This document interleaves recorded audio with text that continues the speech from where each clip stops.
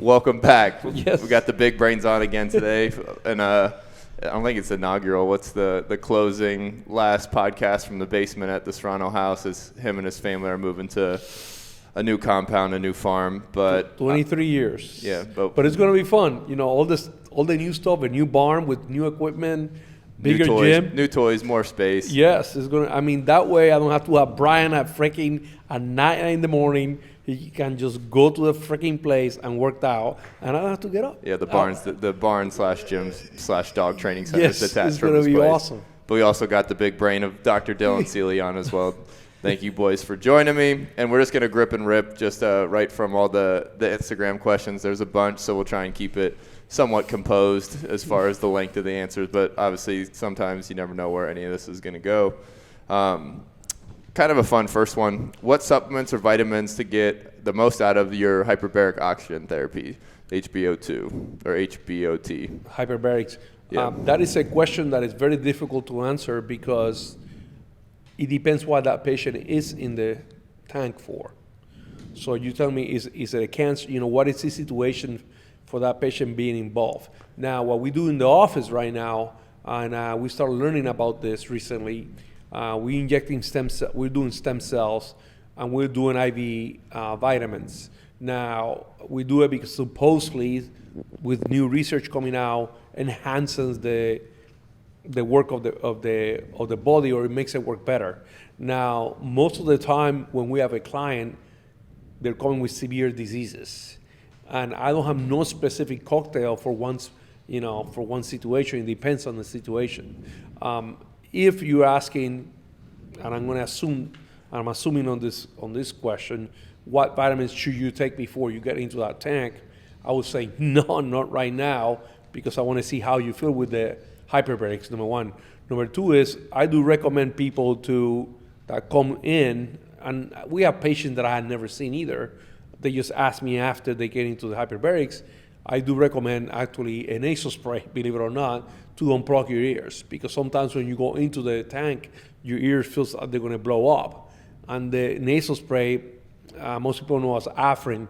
That's what I highly, highly recommend before you get in there. As a vitamin regimen, no, I don't have any for any specific condition. Yeah, that's interesting, just because I'll use the Afrin on people as like they transition into the nasal breathing for workouts, or like there is a stimulant in it though. Yeah, as well. Afrin is a stimulant. The only problem is that you can get addicted to Afrin, not psychologically, but physically, because once you spray the Afrin, it causes vasoconstriction on the vessels. That's why you can breathe better. There's no volume in there. But the problem is that some people start using it every day because they feel better, and they get actually addicted physically to it because they can't breathe without it. So you do not want to use it. And to be actually, to work optimally, you don't want to use it more than twice a week. And the people of course, some people come to my office, they got to use it 2, 3, or 4 times. The duration of the spray is about 4 to 6 hours. So. Yeah, I've been, again, this is just secondhand education, but in the realm where people don't usually know that their nasal passageway constricts and dilates back and forth. So usually you don't have access to both nostrils anyways. And it's so that the membrane inside the nose can rehydrate and recover. So if you stay on this Afrin the entire time, you're going to end up drying and killing the membrane as well. But absolutely, you lose taste. Eventually, actually, I have a cure for that. Then you take a Cialis, and then that goes away. I'm kidding, but it does work. If you use Afrin and for some reason, when I dilate that vessels again, go ahead and take a Cialis, 10 milligrams, and it will put you. Well, if we're dealing Cialis, it's just like we'll get everybody a code. Yeah, but also because I know both of you guys know this as well. How often should you use hyperbarics for TBIs? Oh, if you have a TBI, there is no method out there. I don't care what you tell me. I don't care drugs. I don't care medication. The best treatment for TBIs is absolutely hyperbarics. You have the research to back it up. I have seen myself the results of it, and I hope that Dylan doesn't mind here. Dylan had multiple TBIs during his career when he was playing, and even after playing rugby, he's coaching and still playing. And Dylan had a lot of TBI symptoms, which involve damage into the brain, body damage, and the hormones don't work. It's pretty severe what TBI can do to you. the vision is affected, all those things. And the only time that I see 100% results, and when I say 100%, I mean something's going to get better. Maybe not everything, but something's going to get better is hyperbarics. Anybody with a TBI involvement have to go to hyperbarics. Actually, Dylan can talk from experience if he wants to. Yeah, I would say the more the better. Look at a lot of the research. It's about 5 to 7 days a week. I think the lowest taper I've ever seen was 3 days a week. Yeah, obviously the more the better. You need a cumulative bout of this to actually make a difference. People do a one-off and they're like, it doesn't do shit. There's actually research that we have that says, oh, we did a one session and this person didn't get any better. Well, it's like, no shit. You're not going to work out one time and then say, I never, lost any weight. It doesn't work like that. You need to put in the effort. You need to have cumulative bouts to see the effects that go on within this. Most treatment regimens require 30 treatments or 30 sessions. The lowest I've seen is 20. Or maybe it's 25. No, 20. You're right. But was it because it's the Israeli research, right, where they were doing, because they did all the different atmospheric amounts of pressure where, because now they're going up into the 2s in some of the research. You have to go to 2s, actually. Now, be aware, I want to put a caveat here. People are buying home units for home. And good clarity, yeah. Well, I want to make sure because they say, oh, I have a home unit, I can do hyperbarics. No, actually you're doing any. I'm sorry for the industry out there. You're not doing absolutely nothing. I have never seen the ones that they inflate, the ones that they have at home, they do not work. No, it's really big in the athletic world. Like a lot of pro athletes have the zip up, and some guys will sleep in it, and those kind of things. And all it is oxygen condensers. Yes. And then some guys will try and get the O2 and do the nasal inhale and that kind of thing. But it's just still it needs to be sealed off. Yeah, so we're talking about is a medical grade hyperbaric chamber. Yes. It's glass. It's massive, $70,000-$100,000 unit where like you can't have static electricity. You change your clothes. So you're gonna have metal on. I mean, it's a real deal, and you cannot do that in a home unit. And then when we're referring to the pressure, like I don't know how to fully describe it as far as atmospheric pressures. It's basically like leagues. Yeah, like going underwater basically to see to what level, sea level you are. Basically. Yeah, so that's what you're doing. The main research I saw was on 1.5 atmospheres, but I know the Israelis are into the 2 now. 2. Easy way to think of atmospheric pressure is when people try to use like altitude masks to simulate pressure. Yeah. If you think of it as like tennis balls, so each tennis ball is a thing of oxygen, and so you have 3 tennis balls around you. If I go up into these mountains, the tennis balls are further spread out. So I have to work harder to grab these oxygen molecules. So now my lungs become more efficient, and then I have all these other processes that go on to make me a more efficient breather. As I come back down, the tennis balls become closer. Well, if I go underwater, they pretty much merge into one. And that's a hell of a lot of weight that's pressing into you. Damn it. You like that? You're going to seal that now, aren't you? I'm going to absolutely... I'm going to call that the Dylan theory. I like that a lot. I like that a lot. Because I've used a different variant of the analogy for altitude, but I didn't understand. But it makes sense, yeah. I mean, that is awesome. I didn't even... Way better than Doc's bus analogies. Yeah, I'm not saying anything. Then we got the black people robbing a bus. It just gets really aggressive really fast. Black people being the carbon dioxide that gets the hemoglobin off the cell. That is beautiful. I mean, that is even... I didn't even seen that on a book, but it's even basic. That is beautiful. No, that was sexy, Dr. Dill. Next question. We'll just keep it pushing so we can cover some. So, and we've been talking about this already tonight, testosterone replacement therapy for former athletes who have become law enforcement or military in constant high-stress environments, who also train for performance, want to win mentally and physically on and off the job. So TRT for ex-athletes or people in high stress, such as law enforcement. I absolutely highly recommend it. Now, I want to say that the levels of what's normal is changing.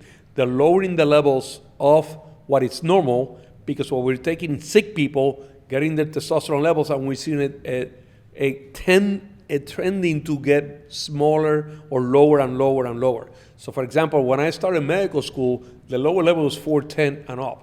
Now it's 200. Yeah. So that's crazy what they're doing. Can we establish what we're calling, like, what are healthy levels? Okay, and I'm going to, but I want to. Well, normal levels right now are 250 to 997 in LabCorp. In Quest is 300 to 1,000. So, okay, that is now. That's what is established as normal values. Which for me, that's only a guideline because I've been lucky enough because I did OB and I did all this stuff. I have patients that I follow for 25 years, 30 years, and this person can have a 1,200. And then when they hit 25, Now they're at 600. Well, the normals were 1200. So now they don't feel like they used to. So that person is not normal. Now I use free testosterone much more than only the total testosterone, which again, it depends on which lab you use. But I'm gonna discuss this specific. I have a lot of policemen, a lot of firefighters, which are dealing with stress. And overnight, they don't sleep, et cetera, et cetera. The stress is the biggest component that is gonna affect not only your health, your sex drive. You can tell on the way you're feeling because you don't wanna have sex, because you're not sleeping, or you're highly stressed. Erections fail. Now, not that all the erections are dependent on the testosterone level, but everybody that is, if I were somebody that had authority, I would say, anybody that is a policeman, a fireman, or a fighter, you want to be on testosterone. Why? Because it helps you recover faster. It makes you heal faster. It makes you feel better. It gets you mentally acuity. You just have to do it. Now, for those guys that want to know where will I see your levels, for me, the total testosterone levels don't matter as much as you're free. I want to see your level between 20 and 30. And that's what I want to see your levels. Boom. Yeah, I think that's fair. So, like, just to play devil's advocate a little bit, are you robbing Peter to pay Paul with the TRT, or is it a safe option? No, I don't believe that. The only side effect, if you're doing correctly and physiologically, I'm not talking about taking anabolic steroids like a bodybuilder. I'm talking about to make me feel better, to be physically at my top performance. I'll say you should take it. Now, there are different ways to take testosterone. I want to add that here. There are 10 ways to take testosterone, actually, but people are not aware of that. I don't want to go into that because that doesn't matter right now. We're talking about what to do. If I am a person that have a lot of stress, that's going to affect me all overall. It's going to affect my testicles. It's going to affect my brain and testosterone levels. And testosterone, actually, TRT protects your brain against damage. Even protects you against TBI. So yes, you should actually, absolutely, if you could, start taking testosterone legally and on the prescription of a physician. And then just for more clarity's sake, is that testosterone by itself, or is it paired with other things? I know that'll be dependent on blood work to blood work, but... It depends on the blood work because I might need to put you on thyroid. Okay, I have patients that come in and they're taking other things. I don't want to talk about it now, but peptides, they want to be taking something else. So yes, TRT works. Now, if you're highly stressed, one of the most common symptoms, I'm going to talk specifically on males, not females. One of the biggest stressful is, hey, Eric, I'm losing my erections, or I can start, but I cannot finish. I don't get erections in the morning, and they feel normal. And they say, but I'm failing. And I get the levels on the testosterone levels are on the 400s, 500s, which is normal, but for that person, it's not normal. Why? Because the levels might be normal, but not under that condition. I'm highly stressed. I'm getting up. I have to deal with a fire. Those people need my help. I want to have the best of the best serving me, protecting me, saving me. So yes, I absolutely believe they should use TRT. Well, I love that. And this one's probably more targeted towards Dill, or maybe just because I've heard the presentation. Proper sequencing and co-contraction drills, both within a training session and in the training periodization. Hell, I don't even know what that means. So one more time, proper sequencing of co-contraction drills, both within a training session and in the training periodization. I'll use cocontractions as a warm-up to get into the big stuff. Okay. Because I'm just trying wait, to wait, Dylan, explain why the coco. So we have multiple for some things. people. Yeah, so we have multiple things. So co-contraction, co-activation. They kind of get a little bit confused here and there. So co-contraction is I have multiple things working around a joint to stabilize. And it's mostly an error detection system. So say if you're coming in with an injury and you got a shoulder injury and we're bench pressing, I might put you into a position where we perform a maximal isometric from like a single arm position and your arm just starts shaking all over the place. That's co-contraction. Right? So co-contraction is having opposing muscles, like antagonists, working around a joint to keep it dead center. Now, what happens is that starts as we call it a feed-forward loop. So my brain is telling me, okay, I need to contract like this. And what happens is it doesn't work as efficiently as we want. So now we get a feedback loop from the joint. And essentially, it's all the mechanoreceptors in the area saying, we're trying to work here, we're trying to stabilize this. So then it bounces up to the spinal cord, doesn't even have to reach the brain. It comes back down, it does all these things, eventually to where it becomes a feed-forward loop again. It's your body's way of kind of smoothing out a signal and then getting rid of that strategy. Right? Yeah. So I'll use that if we're injured to kind of warm up. Like we might use that single arm press against a table or like a modified push-up position to get our shoulder doing what it needs to do, or tricep or elbow, whatever it needs to be. Another strategy I'll use is a co-activation, so that's getting synergists to work together. So that might be soleus and hamstring. Like I use a hamstring, that foam roller bridge pretty frequently, and that's to get things to work together that should be working together, but are kind of working out of sequence from each other, right? So that might be a co-activation strategy. So co-activation is when you already have cocontraction nailed down. So it goes cocontraction to then co-activation, and then I just go through my regular workouts as need be. But from a periodizing standpoint, like I just talked about, we'll go cocontraction to co-activation, and then from there, we'll do it on our back, so we'll go supine. From there, I'm going to put a contact reference against the wall because it's going to trick our brain to thinking that we're standing up. So we'll do a co-activation or co-contraction drill from on our back, but our foot's on the wall. So now we have a reference point. We feel like we're standing up, but we're not quite standing up yet. From there, we'll do a plyo against the wall on our back, like a modified plyo. And then now we're starting to recognize speed and everything else from that position. Then I stand you up on your feet, and then we just go back through that same sequence of co-contraction, co-activation, and then co-activation with plyo. Yeah, so just piecing everything together. Yeah, so it's just starting it out on our back, because the more reference points your body has, the better. That's the big thing. Is like you can throw someone into a drill that might work really well for somebody else, but if your brain perceives it as a threat, it's going to shut it down. So the easiest way to prevent your brain perceiving it as a threat is just to start out with as many points of contact on the ground. That's why we use a lot of stuff where we're just lying on our back to begin with. A lot of, bullshit rehab drills are done just lying on our back, the first couple weeks. I need to dumb this down, man, because I'm going to be people out there. What did he say? It's a big brain. He's got a big brain. But this is awesome. Okay, for people to understand, I want to simplify it. If you're standing up, you're only having contact with the floor with your feet. If you're laying down against the wall, you're having contact with your feet, your back, your butt, and your head. So that is multiple contact points that send a signal to your brain. That's what he calls the co-contraction and the co-activation. That is telling the body, okay, I have multiple setups that I can touch or I can receive information from, so I can do what I'm going to do. So, for example, I'm going to simplify what he said. The wall, I'm pushing, I'm going to put both feet on the wall, right, instead of one. I'm going to be laying on my back, and now, when he was talking like a plyo, then I start touching with my toes. I start doing like a calf raise against the wall. But my back is feeling it, my head is feeling it, and then I do that. And standing up, I might not be able to do it, but doing it there. Then I move from there to maybe sitting down, then to standing up. So that is a kind of I would say like a layer of how to do it. Yeah, I do something similar in the breath world where if they can't breathe right at rest and then faster paced breathing just laying down, they're not going to breathe right in performance or on their feet usually. Yeah. One thing that you use that I have seen you doing a lot when you're with your clients, and most people don't do what you do, you go to the client and you're touching, hey, I'm touching you here, I'm touching you here. And initially you cannot tell, but when you start touching that patient, oh shit, I'm contracting, oh yeah, I can feel it. Because touch makes a huge difference. Yeah, I just call it cueing, but I like your guys' words better. Yeah, the points, especially how you coach your breathing. Yeah. So I don't tell people I do a whole lot of it, but I do a lot of pelvic floor for guys, because that's kind of an underrated thing. Yeah. Some guys have it and it becomes a massive issue, and it's not just the fact that you have pain like when you're going to the bathroom, or you're nervous about something else, or it could be sex related. A lot of that can come down to just breathing. Like we'll fix a lot of that stuff with that. So we'll start out in a happy baby pose. And I just tell them I want you to breathe into your asshole. We're just going to try and open this thing up, expand that pelvic floor.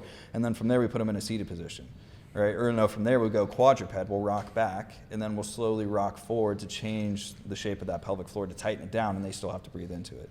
And then from there we'll go seated, and then from there we'll go standing, and then there on the move.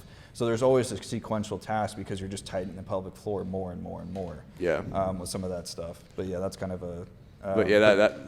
That's what I've picked up the opening part of that from you, anyways, because I used to just do basically like a variant of dead bug and then nuts to guts concept, where like that's more activation as opposed to making sure it's even open to start with, which usually is pretty impeded in most guys that have never touched their pelvic floor before. But just to keep it pushing a little bit, thoughts on hygiene products for those who are trying to get off them, such as deodorants, toothpaste, shampoos, and stuff. Like I'm thinking they're trying to go to more natural options, like getting rid of aluminum and all that stuff within deodorants, parabens, and all that. I'm not a doctor, but I would assume just find cleaner products. There's a website or not a web, an app. And I see it's called EWG. I might be wrong on it. And in there you can put like soaps, deodorants, detergents, and it will give you a list. Actually, if I have it on my phone, actually, hold on a second. Let me make sure that that's what it's called, EWG, I think it is the name of it. And it's a cool app because you can put EWG, that's what it's called. And that stands for EWG. EWG. And what you do is, if you have a deodorant, you put it in there, and it gives you like a grading of that. But in there also, if you want deodorants that are natural soaps, it will give you a whole list. It's pretty cool. And I think that's a worthy endeavor in the sense where a buddy of mine, Darren O'Lean, he has a podcast. He was on Down to Earth with Zac Efron, the Netflix stuff, but he has a podcast that I think is really cool. It's called Fatal Conveniences, where you get into these little parts of your life where you don't realize what is impeding you or tainting you, which a lot of times are like the cheaper products, the mainstream products where like they might smell good or they might taste good or whatever, even the foods, but they're really... I got a cool case for you. This was maybe 15 years ago. I had a guy that came from Canada, and actually he was a physician that brought me his son. His son was 6 years old with pubic hair. And this guy was a physician, so every possible test that you can do was done for that kid. I was really impressed. I mean, I said, this guy knows more than I do. And I'm looking at this kid, I said, oh my God, this is a 7-year-old kid, has hair there, how is this possible? And I went through every single question, and every CAT, MRI, everything was there. And then I said, okay, I even said, what do you guys do for fun? And the wife said, oh, we do this, and we take 2 or 3 baths a day. I said, oh, how about your son? Does he take? Yeah, we take bath. And then I asked her about what kind of shampoo or soap they do. And so they gave me the name of it. And I told the parents, because they came from Canada, I said, listen, give me 48 hours. I want to think you've done your job. Let me see what I can come up with. And said, I went to Target. I still remember. I turned every single shampoo bottle around in Target. I look like a freak. And I started taking pictures. I still have the pictures. I started taking pictures of every single bottle ingredient. I came home for 4.5 hours. I looked at every possible ingredient, compounds, chemicals. And I went back and I said, listen, in your shampoo that you're using, you have these 2 compounds. And I forgot right now, I have written in the chart. And I said, this causes masculinization in frogs, okay? In frogs. I'm not saying that this is it, that's what it is, but be aware that this is something that is causing. It's a xenoestrogen, kind of. So the parents, well, we haven't looked at it, let's see what happens. These parents called me 3 months later, the hair stopped. He was not having beard like anymore. It was incredible by stopping the shampoo that they were using. Actually, the guy started, after I saw him, he started some kind of movement in Canada to be able to say, hey, you can only use this. And actually, Europe only uses 22 chemicals. United States, you can use anything on shampoos or whatever. So be aware that, yes, those ingredients on shampoos or, whatever, soaps can cause issues with your hormones. Yeah, so, I think that's important just because I think it's massively overlooked. Oh, absolutely. Yeah. And then, so this is just probably more towards Doc, but should you cycle off supplements and vitamins for any period of time before your blood draw to avoid interference with with the test? That's a double whammy here. No, I wouldn't cycle them. If you need them, don't cycle them because you want to know when you're healthy. Or you also want to know are these vitamins working? Because a lot of people spend money buying vitamins. Let me tell you a big test that I do, and I haven't talked to you about this. It's called omega-3 index. Omega-3 index look at what is the composition of your cells, cell wall, fat, types of fat, and it gives you omega-6, omega-3, omega-9. And you look at it, and you can tell, okay, is the supplement that I'm taking actually doing what it's supposed to be doing? And if you don't take it when you go do your blood test, then you don't know it's doing it. So you should take it. Don't not take it. And omega-3 index, anybody can order omega-3 index, by the way. It's paid by your insurance. Actually, it's cardioprotective. So if you're having chest pain, you go there, hey, doc, having chest pain, can I do an omega-3 index? Which will tell you where your omega-3 index or your amount of omega-3 is in your red blood. They use red blood cells mostly. I don't know if they use anything else, but red blood cells. And they can tell you, okay, I have so much omega-3 index. and they give you a percent. It should be a percent. It depends on which lab you're using, what that percent is correct. But they will go low, very low, normal, or above normal.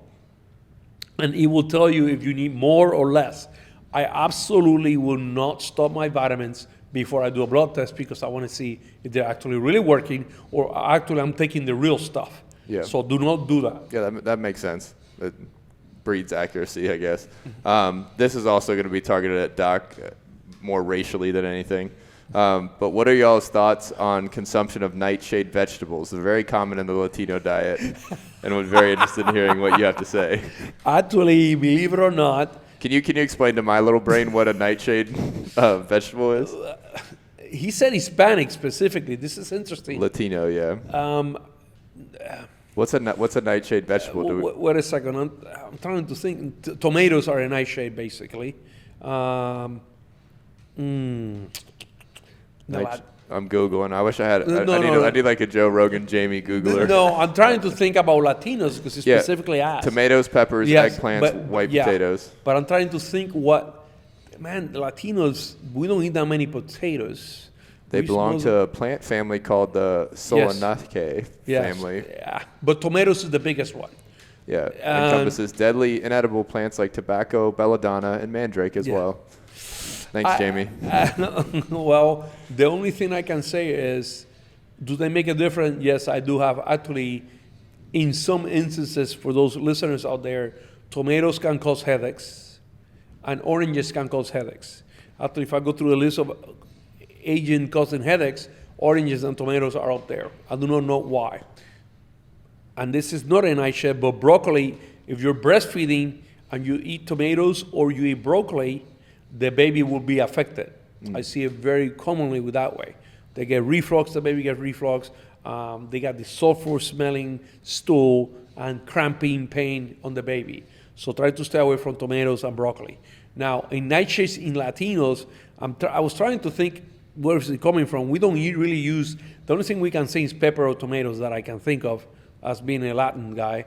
And I will say this, in some people, I would say 10% of the population, I might see a side effect of this, and people will get better. But to acknowledge those people, I do what is called an oxalate level.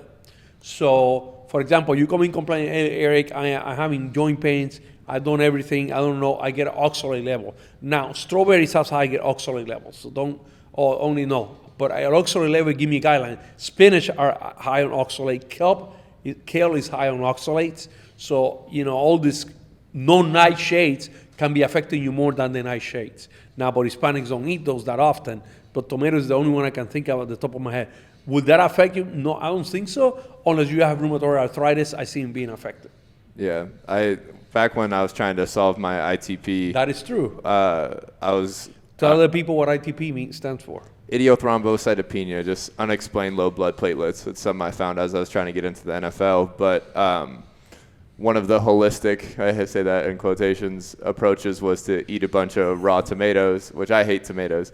So anyways, but I experienced the headaches from eating too many tomatoes in that realm. But this is one for both the boys because I know both you guys have used this approach. What are your thoughts on peptides? If you suggest using them, what are the best ones to combine and use individually?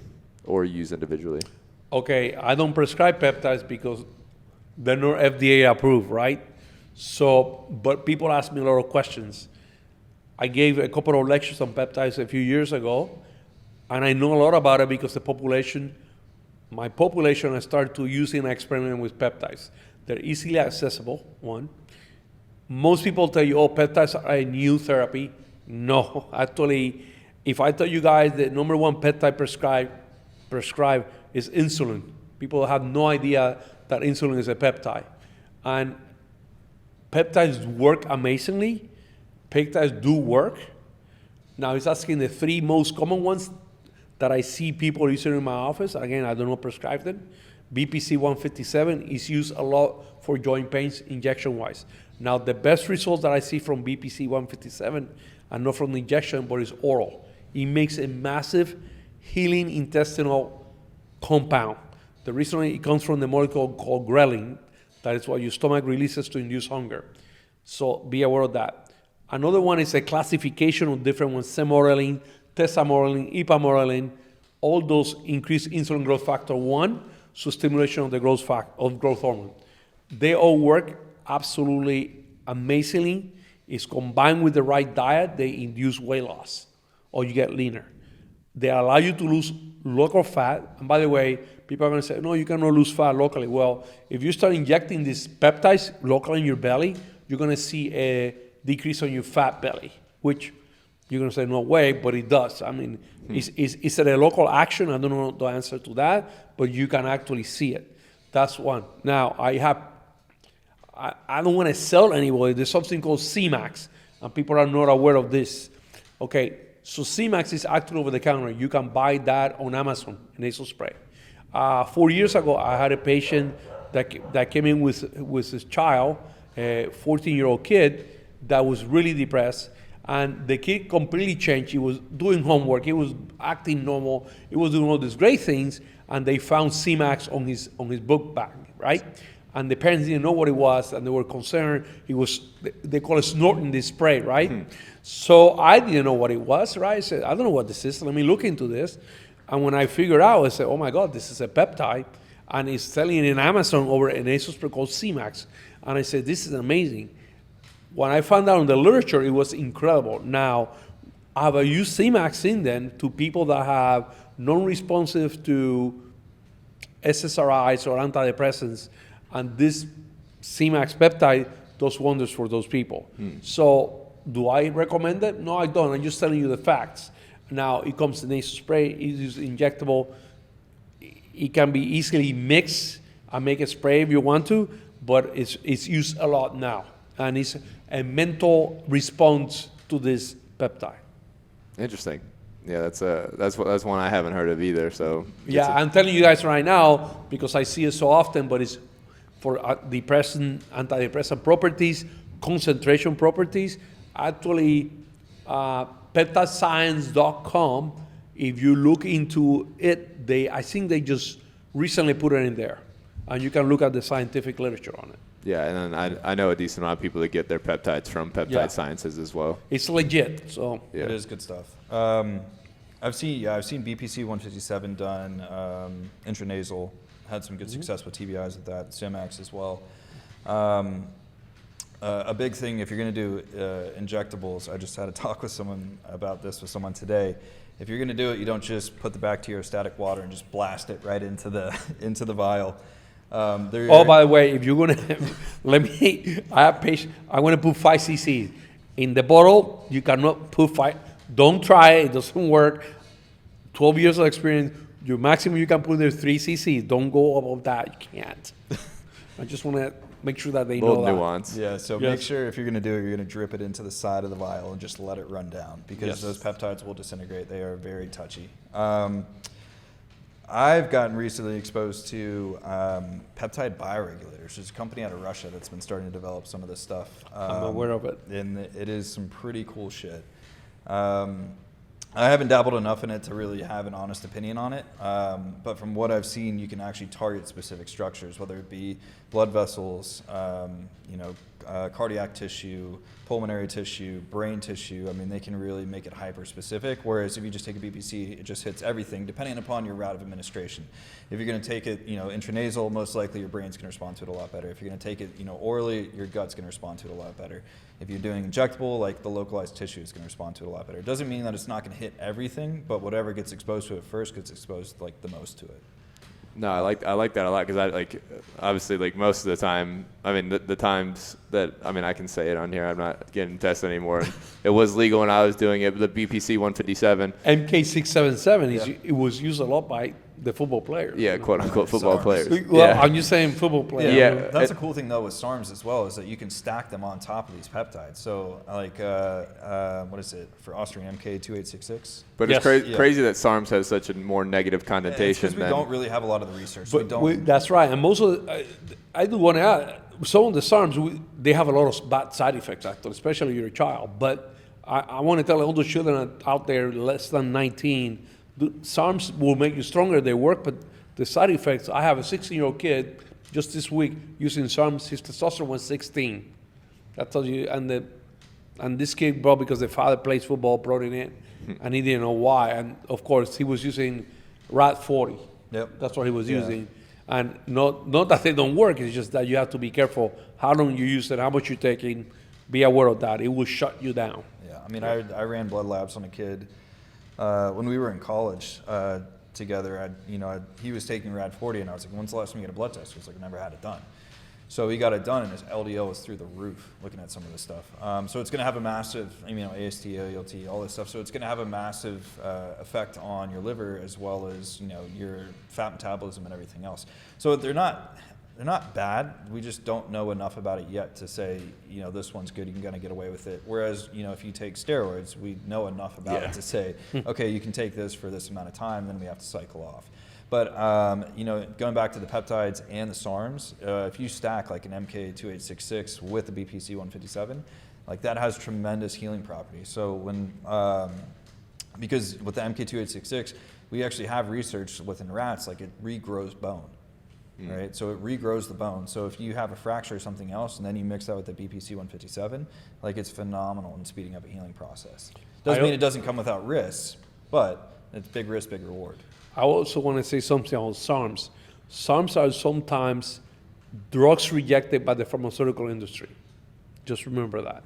Say that one more time. SARMs sometimes are drugs rejected by the pharmaceutical company. Interesting. Yeah, I got you. Got it? Okay. Yeah, there wasn't big enough margin on it. Yes, or, I don't know.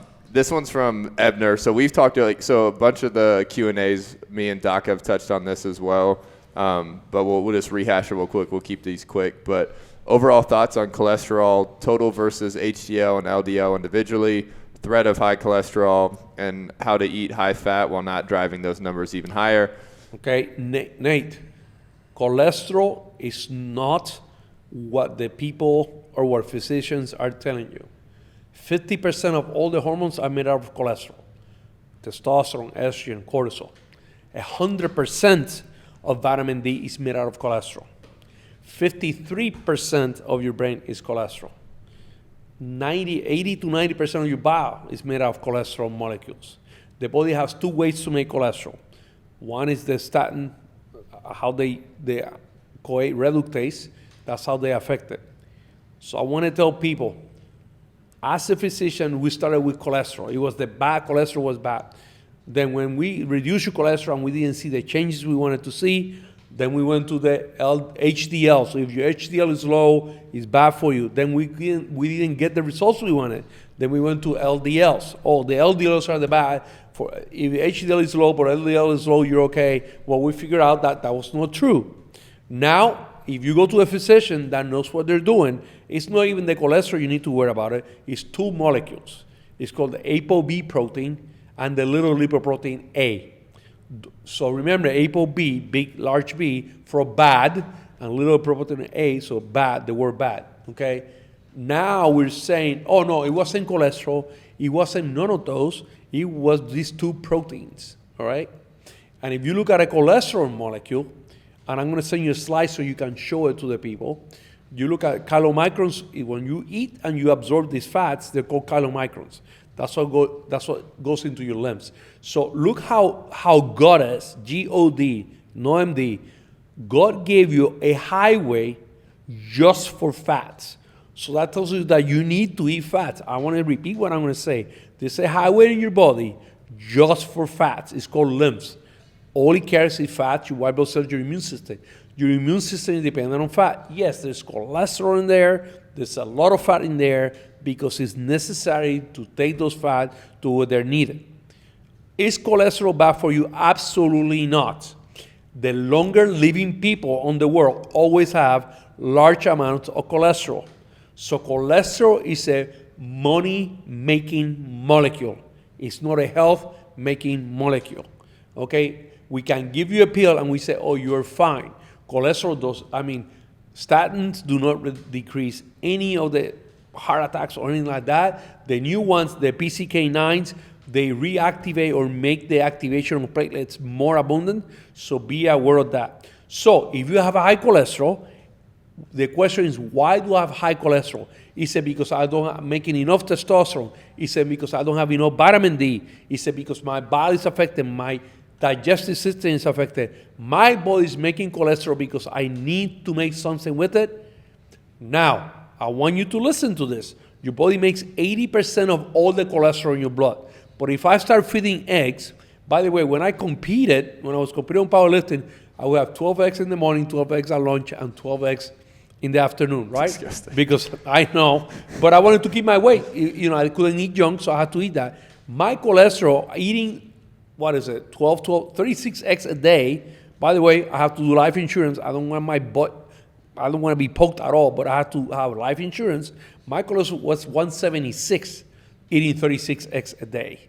So that tells you my body didn't want to make cholesterol because I was giving them cholesterol.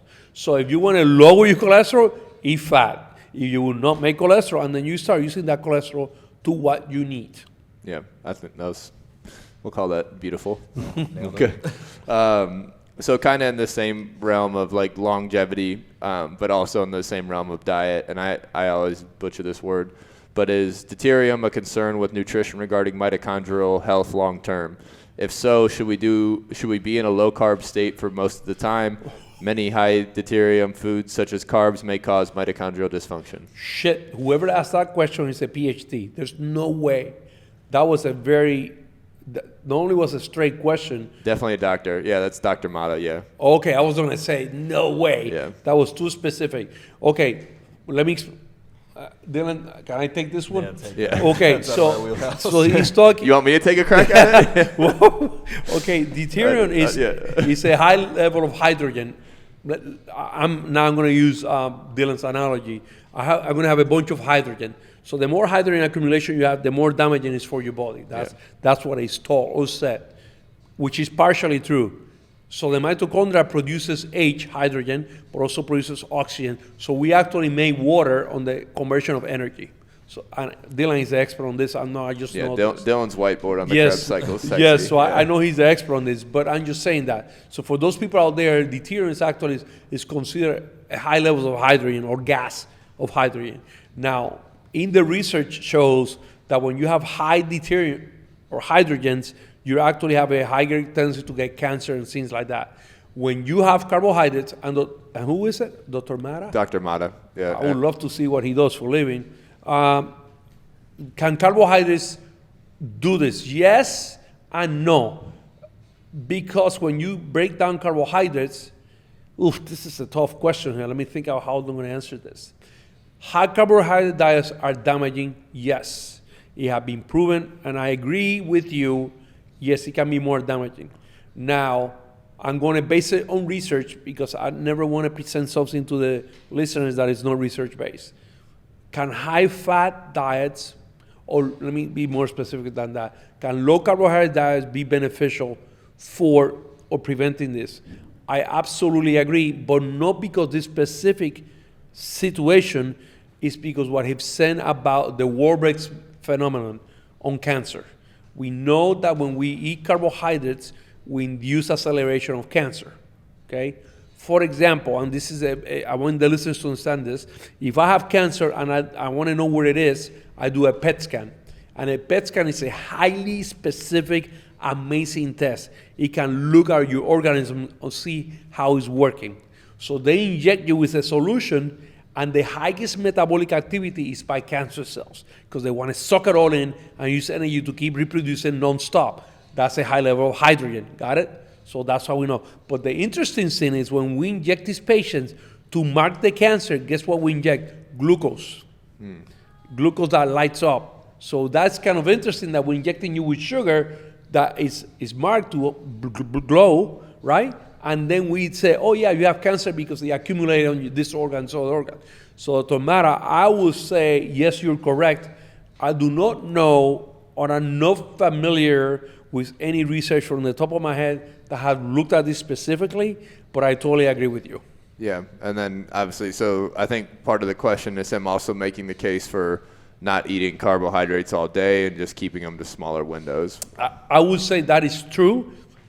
I'm assuming, but yeah. Well, yeah, you need some carbohydrate to burn fat. Yeah, guaranteed. So yes, you need some carbohydrates. Now the reason the body is born insulin resistant. People are not aware of this. The reason we're born insulin resistant is because if we eat, okay, let me go back. People think that we need insulin to absorb sugar. False. That's not true at all. 2 organs in your body, well, 3 organs really. We need insulin on the fats and the muscles. They do require insulin to absorb it. The brain doesn't require insulin, but it makes it work better. There are areas in your brain that you don't have mitochondria because it's too thin.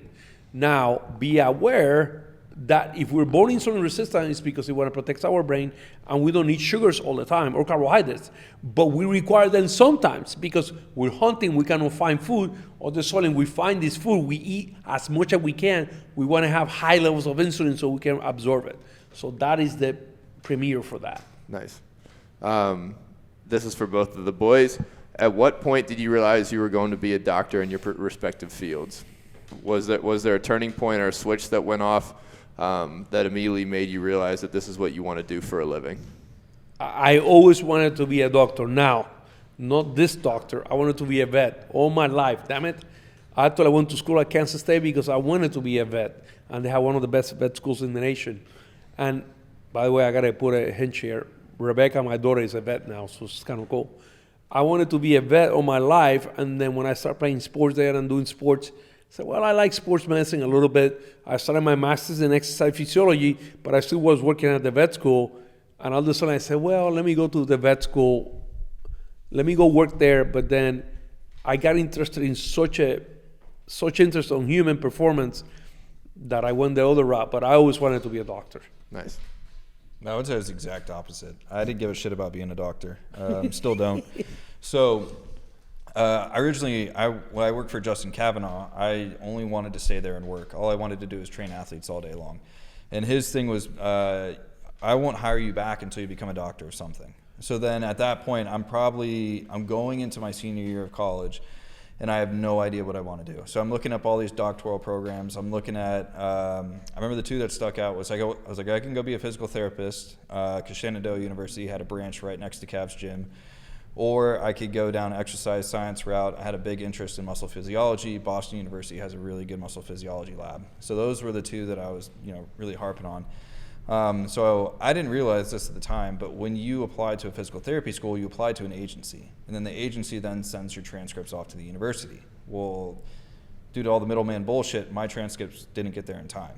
So now I'm kind of screwed because I can't even be, my stuff can't even get looked at for acceptance into the program.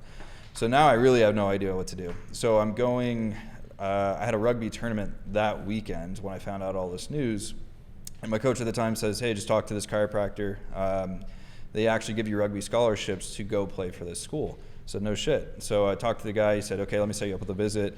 Went out there. They offered me on the spot. I was like, all right, perfect. I know where I'm going to be. Didn't know shit about chiropractic. Never been to a chiropractor in my life. I went 2 weeks before school because I got my jaw knocked out of place. And I was like, well, let me see if these guys are full of shit or not. TBI. Yeah. TBI number 7. Yeah.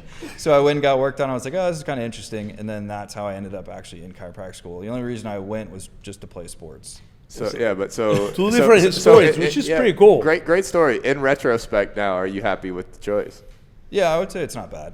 It's got its days. Well, I mean, but that's the cool thing. Well, like as an ex-athlete and doing all that thing, you start to find the people that, regardless of their title, general practitioner, chiropractor, whatever it ends up being, you find the learners.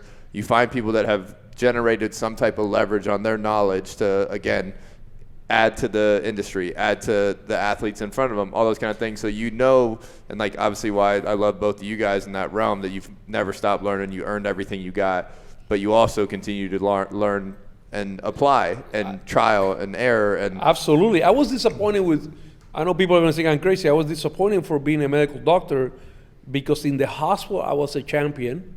I was the director of ICU, right?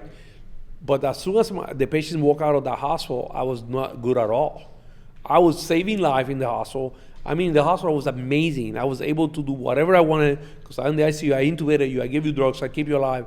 I maintain you alive. But as soon as you step out of the hospital, I was weak. I was not making my patients better. And that's when the light bulb went off. I said, oh, my God, I can make it different. I got to make changes. Well, that's where and I had this conversation earlier today because I went to a whole different kind of doctor this morning, energy healer, et cetera, the whole different naturopathic approach that I just wanted to try out and in general and network with and that kind of thing. But it's also you learn like how much of the system is built for true healing, then now we get into like pain relief and relief in general, as opposed to the right knowledge and the right leverage and the right work and suffering that needs to go in to become a healthy human. And I think that's where you guys embodied that fully. Yeah. But naturopathic doctor I have a lot of patients that see naturopathic doctors, and I work with a lot of naturopathic doctors. I call them, I'm lucky enough that I have the best words, because I can, hey, yes, you can use this, no, you cannot use this. But I think naturopathic doctors are amazing. I mean, if you have a good one, man, stick with them, because they're very, very good. Yeah, I guess so. I have a question now, so I had an interesting naturopathic experience where like the lady actually was awesome. I was just in a really bad place. Just prefacing this, I had just gotten to Hawaii. I was sick and I was about to do that 50-mile ruck, and so I was on the phone for an hour and a half to try and find somebody to get an IV and get ozone therapy to try and wipe this out before I have to ruck through the night, because I know that's not going to help. I got the call. So obviously Doc was part of my counsel in here, so I found one. And it happened to be a recommendation from one of Laura's friends out in Hawaii. So we get there, and there's this whole menu of stuff, and like it's pretty pricey. And this is just my small brain, very closed off, also very sympathetic state. And so like I very cleanly said, like I want the Myers cocktail plus this, and I want ozone. Like I don't need this whole other recipe. And so anyways, I get the ozone, and then between the ozone and what I thought was just going to be an IV, she starts hooking me up to ultraviolet light. It's not ultraviolet light. It was electric, so it was like reading my bioimpedance. All my levels as far as like vitamin B deficiencies. I can't remember, like, because I looked into the machine after. Yes. I couldn't find the specific machine. It's a Omega. No, it's not Omega. It like literally. But there's a machine that does what you're talking. What is it called? The AO? Yes, like AO. Yeah. It's like an AO, absolutely. But and then she was going through parts of my hand to identify what organs were dysfunctioning and stuff like that. It was just a part of the thing that, again, I said I didn't want. So anyways, she goes through that. I was like, are you just doing this to like identify what goes in my supplement IV? She goes, yeah. And she goes, then do you want recommendations on supplements? I go, like, I think I'm pretty good. I got my blood work done not too long ago. And then she goes, she was just recommendations, and recommends me like 8 different products. And I go, oh, sweet. Because like apparently I had parasites. I can't remember the whole there's a laundry list. But anyways, I go get my IV. They leave me in there too long. Besides the point, this is me defending myself. And then I get out of there and they charge me for the long list that I said I didn't want. And but then this is like friends of Laura, so it wasn't a great scenario. But besides the point, the practical application, the approach that like as this naturopath as a whole was really cool. Love the IV therapy, the menu they had, the acupuncture techniques they were using. She did a lot of work on Laura that was dynamite. The supplements have worked awesome for her. But like I like the approach where it's like none of what she gave out. Most of it was natural, obviously naturopath, natural versions of medicine, different roots and all these other things. And then also things like I've never even thought about parasites in that realm, where I just thought it was like a cool approach. But anyways, I ended up getting in an argument with this awesome person. This is my public apology. But I was still clearly stating the fact that I said what I wanted, and I didn't know that this extra step in between the IV ended up being a $500 step. So anyways, besides the point, bad story for the podcast, but I don't think I'm allowed back at naturopaths in Hawaii is the moral of the story, but that's about it. But then, Dill, did you have any questions? I knew you floated the questions out on the podcast too. Yeah, one of the first ones I got was programming in consideration for rugby. Like how would you stack lifting and running? But a lot of it just depends on where we're at within the season. Obviously, rugby is a little bit of a different beast because you're playing, for the most part, year-round. If you're playing 7s and 15s or league or whatever it might be, you're just bouncing in between different codes. More manly than NFL, by the way. I'm not arguing with you. I'm a big rugby fan. The only guy that we have to have here is Nate, because he had done both. And he'll tell you, like, like head and shoulders above as far as toughness goes. Like his Olympic camp, and like even just transitioning out of the energy systems into Olympic camp, even like their training camp and stuff, or like the warm ups for that, what just baptized him in fire. It was crazy. And that's one of the people that like train with him for 5 years, and I've never seen anybody work harder. To have him go and just be buried and like questioning his soul, like I think is enough testament. Yes. It's cool. But I would say I've been exposed to so many different systems. So we've used like maximal aerobic speed, which is just covering like a certain distance within a certain amount of time. So you would go run like a 1.5 mile test or mile or 2 mile or whatever it be, and then you would take that, your distance divided. You would essentially, you get 12 minutes or whatever you want to use for your time's sake. You get 12 minutes, you got to run as many meters as possible. And then from there you can divide it out and see how many meters per second are you moving. And then from there you can then build out a program. But the thing is that beats the living shit out of you because you are going pretty high effort. You're about 3/4 speed the entire time. You're not really taking a lull. So it's fantastic if you need to get in shape very quickly, but it beats you up. So I'm big on, say if we're starting out and it's, early preseason camp, I'm 6 weeks out. Like I might just use a lot of like zone 2 work, and then we'll use small sided games. So essentially like just making the field bigger, smaller, changing around different drills to then hit our cardio requirements. So not only are we getting our skill work done, so now we're becoming more efficient at our sport. So I'm using less cardio, but then I can also supplement using cardio outside of that. Because that's the tricky thing that you get into. You got guys who have very big IQ, or women who have very good IQ for what they're doing in their sport. So they expend a lot less energy. Right? If you've ever, gone against someone who knows what they're doing, they beat the shit out of you, right? You've ever rolled with Vitor, he'll laugh at you and smack you around the face while I'm squaring the absolute hardest to get out from underneath of him. Yeah. All right? Mastery special. Yeah. Right? So, same thing. So you have to find a workaround with them. So then that's when I would add in the extra conditioning, not extra conditioning work, but we'd have days set aside to where we would be doing, speed work or, other distance work, other things. Because, you talk to any rugby player, they've ran Malcolms or they've ran coat hangers. Those are usually the two most popular things that you do. Malcolms are just, 10 meters up, down, back, 10 meters up, down, and all that bullshit. Coat hangers are where you start on the 50 and you run through one goalpost, come out, run, 100 meters the other way, cut through the other goalpost, and then you end up back where you started to look like a coat hanger. So those ones are probably the two most popular methods that people like to use. But I've kind of mixed it up on feet, off feet, depending upon, how big the athlete was, where if you were a prop or if you're a winger, how much distance do we need to cover. So I'll use a mix of small-sided games and some of that stuff. As we get closer, we'll peel back a lot of that, high-intensity efforts because I'm not trying to gas you out going into season. So from there, we're still lifting. We might lift 3-4 days a week. As we get into season, we lift, 2-3 days a week max. I might have a heavy upper on Monday, heavy lower on Tuesday, and then a speed lift on Thursday. That depends where games are. Yeah, well, we're playing on Saturdays. Yeah. Okay. Yeah. So rugby is usually played on Saturdays. We don't have to worry about any of the bullshit on that. And then from there, you're going to touch upon your speed work once a week. Usually I'm going to stack it up on my heavy lower day. And the reason is because I want all my high stressors consolidated at one time, right? Most people say, it's dumb to, use your speed work on a day where your legs are already fatigued. But the last thing I want to do is take something that's neurally intensive on a Tuesday and then run it again neurally intensive on a Wednesday. It just makes no sense for me, right? So that's how I would look at that.